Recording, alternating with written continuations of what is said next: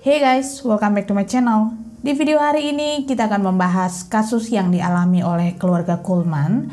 Dan kasus ini cukup menyita banyak perhatian orang-orang karena kasus ini hampir sama seperti kasus yang sebelumnya dialami oleh keluarga Chris Watts.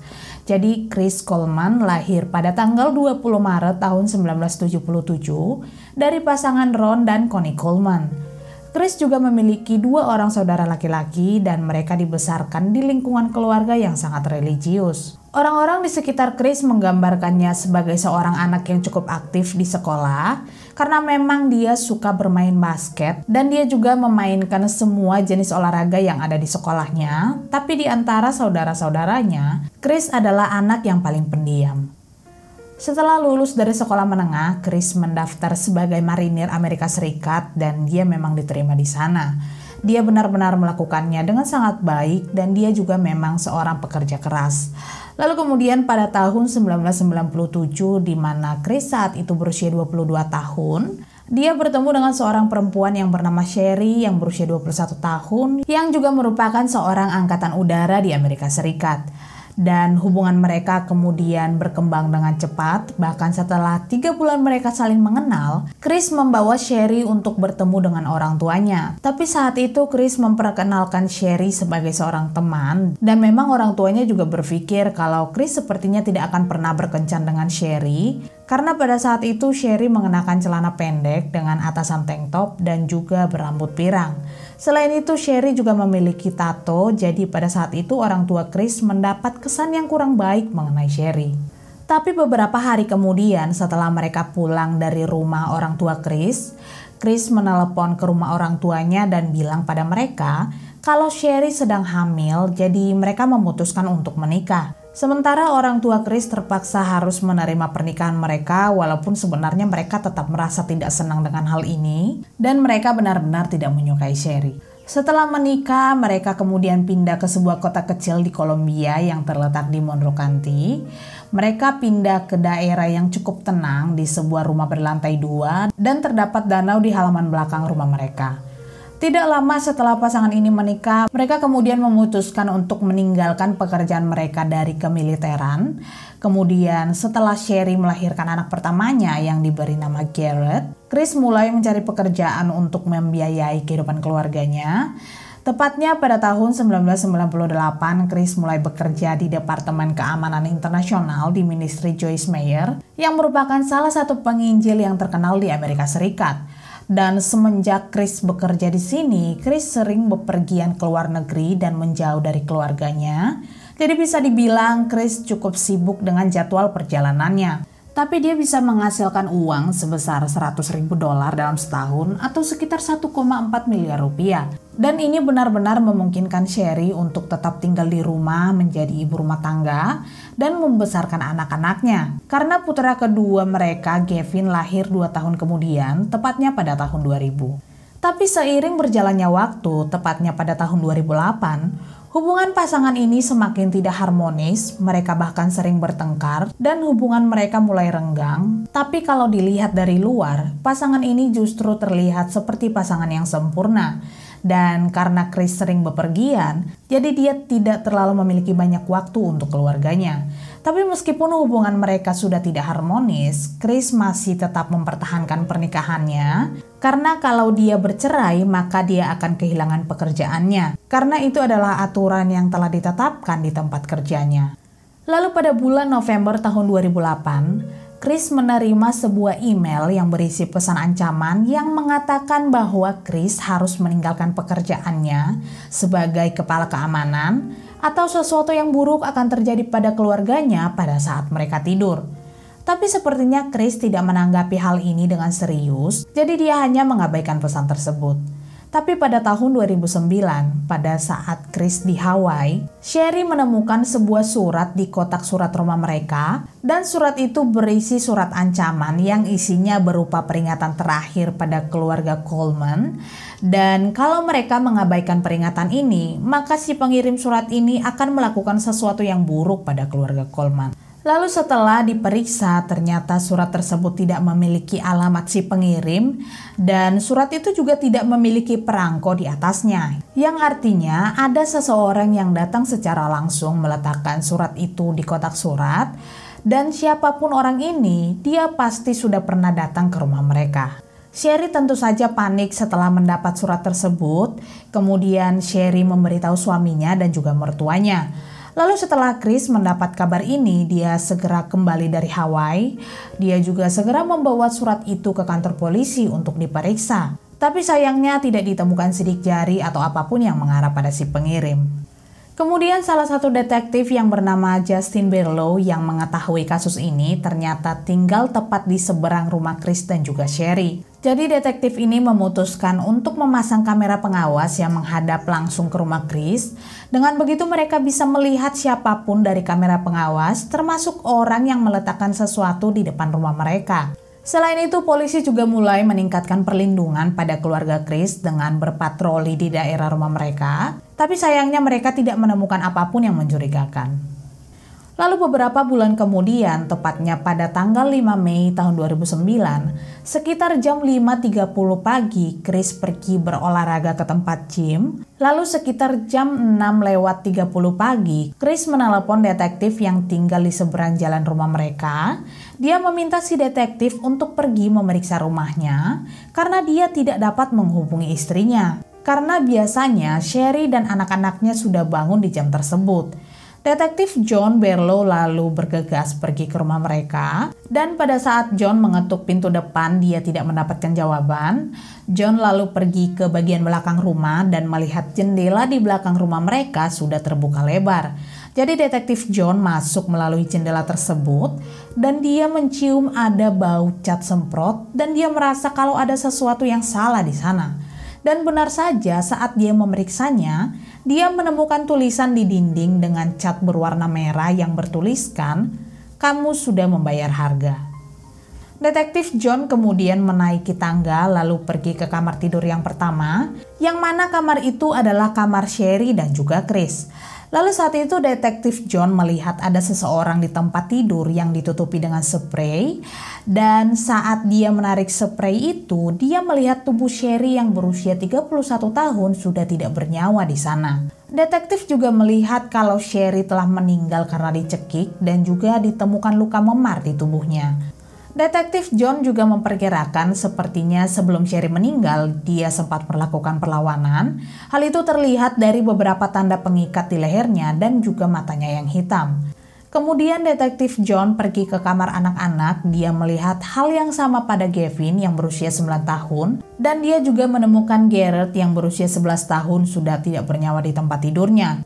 Detektif juga tidak melihat adanya luka tembak, darah, atau apapun. Jadi dia memperkirakan kalau si pelaku menggunakan cara yang sama pada Sherry dan kedua putranya.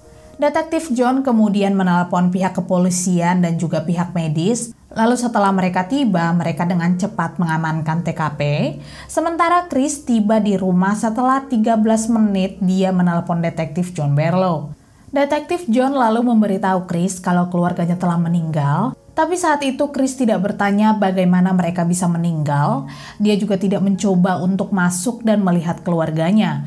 Jadi dia benar-benar tidak memiliki rasa penasaran sama sekali. Saat itu Chris juga hanya diminta untuk menunggu di luar dan dia hanya menurutinya. Jadi dia hanya duduk di halaman depan rumah mereka sambil menangis. Kemudian salah seorang petugas kepolisian melihat ada goresan di tangan Chris dan saat ditanya, Chris bilang kalau tangannya tergores saat dia meninju Branker.